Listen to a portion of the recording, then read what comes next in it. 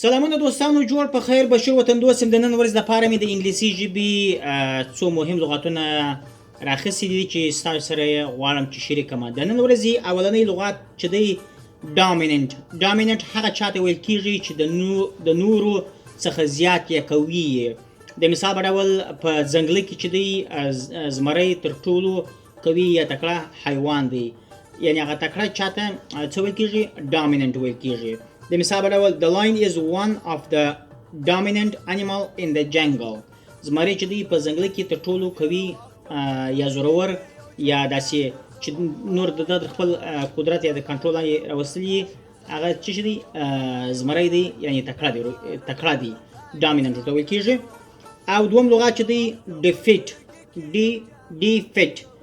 چې دی ډیفیټ دغه ته ویل کېږي ماتې ورکولو ته ویل کېږي، چې مثلا یو دوو طرفونو ترمنځ جنګ لکه د پاکستان او د هندوستان تر مابین جنګ و، نو دوی چې کوله کوشش کوي هرې پارټۍ کوشش کوي چې هغه بلې پارټۍ ته ماته ورکړي، یعنی یوه طرف کوشش کوي چې هغه بل طرف ته ماتې ورکړي، چې دې ته چې وایي ډیفیټ. نو هندوستان کوشش کوي چې خپله خاوره وساتي او پاکستان کوشش کوي چې خپله خاوره وساتي، نو دوی چې کوي یو د بل څخه ډیفیټ کوي یا ماتې ورکول. یا مثلا په یوه دغه کې جنګ کې د جنګ په ډګر یا په میدان کې د ګټلو ته چې وایي ډیفیټ وایي. نو وایي په جمله کې we must be ready to defeat our enemies in battle. موږ باید آماده اوسېږو چې خپلو دښمنانو ته ماتې ورکړو. دې ته چې وایي ډیفیټ وایي. او بلی چې دی دغه ته ویل کېږي بدماشي ته ویل کېږي، یا د خلکو یو د چاو زورونې ته ویل کېږي بلی. وایي په جمله کې لکه مثلا bullying is always bad.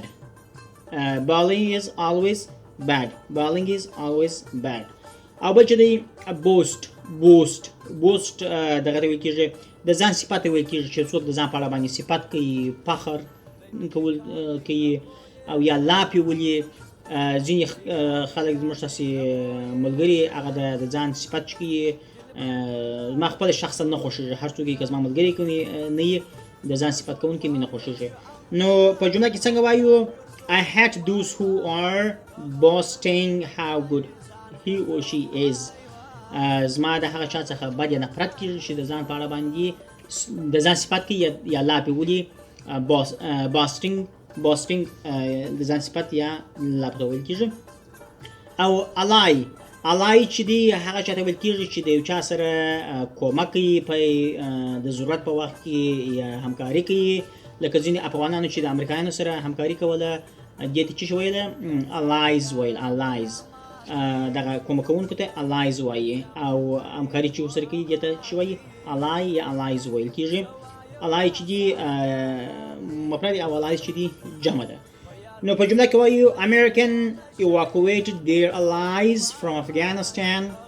امریکایانو خپل همکاران د افغانستان څخه وایستله، هغه چا چې د امریکایانو سره کار کوي، مثلا ترجمانان و، ټیکهداران و، یا مثلا په نورو بخشو کې کارونه ورسره کوله، دې ته چې وایي allies وایي.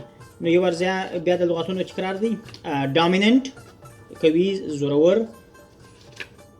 ډیفیټ ماته ورکول، بولی بدماشه، بوست د ځان صفت، alai همکار یا همکاران یا همکاري کول. تر بل ویډیو د خدای په امان.